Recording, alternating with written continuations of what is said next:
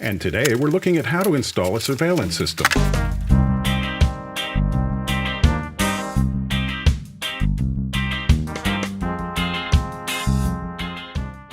There are two main boxes inside. One contains the cameras, the cables, and the accessories, including the mounting hardware.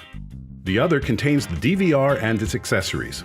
In detail, you get a mouse, an adapter for the DVR, screws, the manual, an adapter for the camera, a power splitter, we get 4 rolls of BNC and power cable, we get 4 cameras. The cameras we're going to use today are 720p. They have 24 infrared LED lights for night vision. And we get the digital video recorder. This DVR does not come with a hard drive, but that's something we're going to go ahead and install on this video.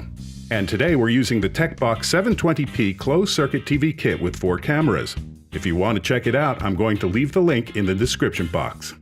On the back of the DVR, we have the BNC ports, the video ports like VGA, HDMI, RCA, the audio ports, we have the Ethernet port for the internet, and we have the USB ports for the mouse or even a USB stick. And here we have the power in port. And these are the tools that we're going to need today for the installation: a screwdriver, a spade bit, a drill bit, a pencil, a hammer, and a drill.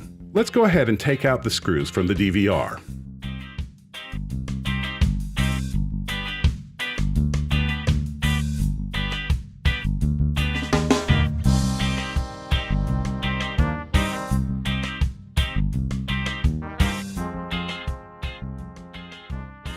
Now we can install the hard drive. In this case, the hard drive is a SATA version. The hard drive connections look like this. This is the data cable, and this is the power cable. We're going to mount the hard drive to the DVR chassis first, then connect the cables. First, we will put the 4 provided screws in the bottom of the hard drive like this, just a turn or two. When working inside the DVR, be very aware that the metal edges of the chassis are very sharp. It's easy to cut yourself. It's a good idea to use an anti-static wrist strap for this next part. You can get them wherever hard drives are sold. We are going to place the 4 screws into their holes in the chassis with the connections toward the cables. Slide the hard drive carefully under the ribbon cable. Find the holes with the screws. Grab everything and flip it over. Slide the screws into the dents and tighten the screws.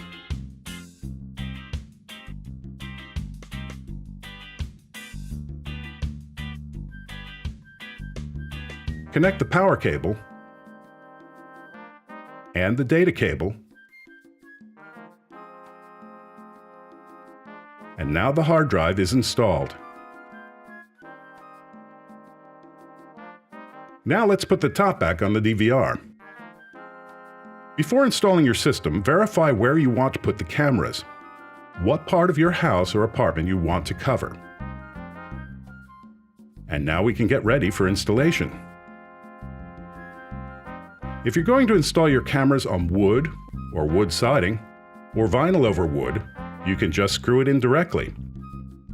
But if you want to install them on an exterior wall like a brick wall, block, cement, or hard siding like asbestos or interior sheetrock, you're going to need the anchors. Be sure that you have a drill bit the same size as the anchor. A good way to do it is to measure them end to end.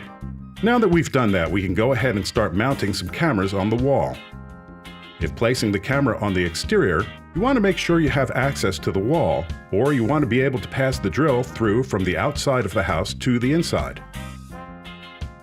The easiest way to access the wall is usually from an attic, but sometimes from the basement as well. And now we're going to see how to install the cameras. Next, you want to draw out the camera circle on the wall and draw out where every screw hole goes. And then, with the spade bit, we're going to make a hole near the top so we can put the cable through that hole. When choosing the spade bit, we want to make sure it's wide enough for the BNC cable and power cable to fit through. This would be an example of how to connect the cables from inside the attic, the basement, or even behind the wall. But let's say you're renting and you don't want to damage the walls. You can just go ahead and put them around the wall. You always want to make sure you don't have a beam or electric cable where you're going to drill. Remember, safety first.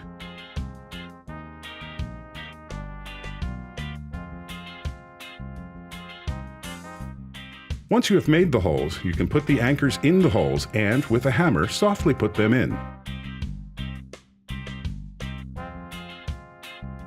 Now we can start screwing our camera in place.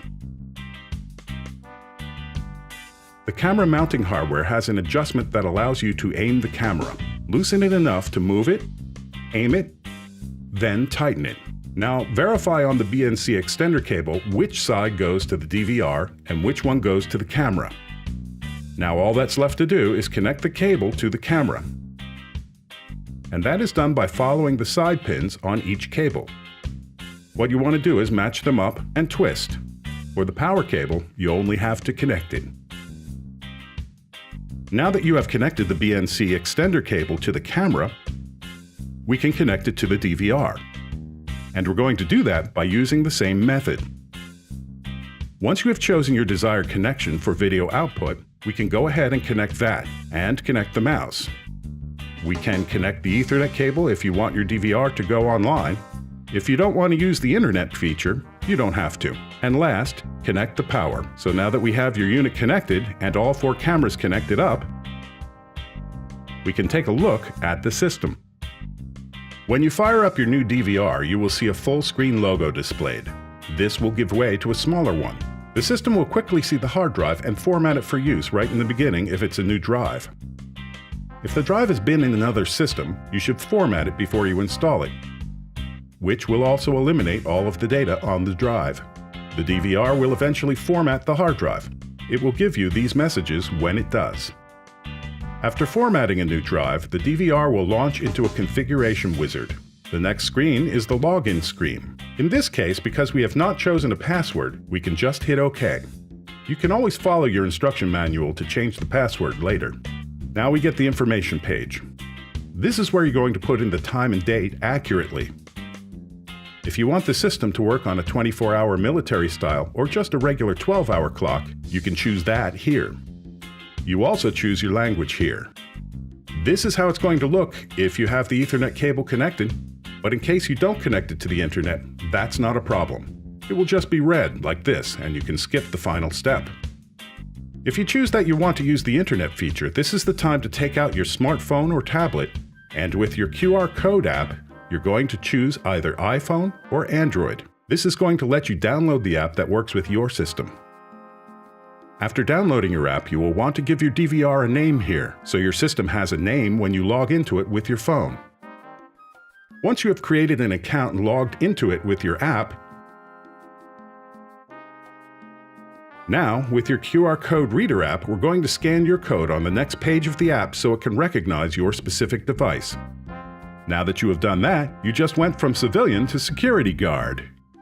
As you can tell, we have one camera pointing out over the front porch, one inside in night mode, one watching the back porch, and another to the right watching the front door. Note, if the camera is looking out of a glass window, in night mode there will be too much infrared reflection to take a good image. Try to mount the weatherproof cameras outdoors for these shots. If you double-click on a small image, that camera goes full screen. Another double-click and you're back to all the cameras. Now, by clicking on the right button of your mouse, you could go to the main menu and you can configure your recording method. You can do that by detection, or have it record in a set schedule the entire day, or to only record when your alarm activates. You can set up motion detection alarms and hot zones on this page. You can also see playback on this screen. Once you see a green bar at the bottom, that means something has been recorded. Overall, when choosing a surveillance system, if you want to get plate numbers and real face recognition, you want to go HD and up, which is 720p, 1080p, or anything above that. With this system, we do get great video quality at a budget, which is a great thing. Don't forget, if you like this video, give it a thumbs up, and if you have any questions, place them in the comment section below. Don't forget to subscribe, follow us on social media. Thank you for watching.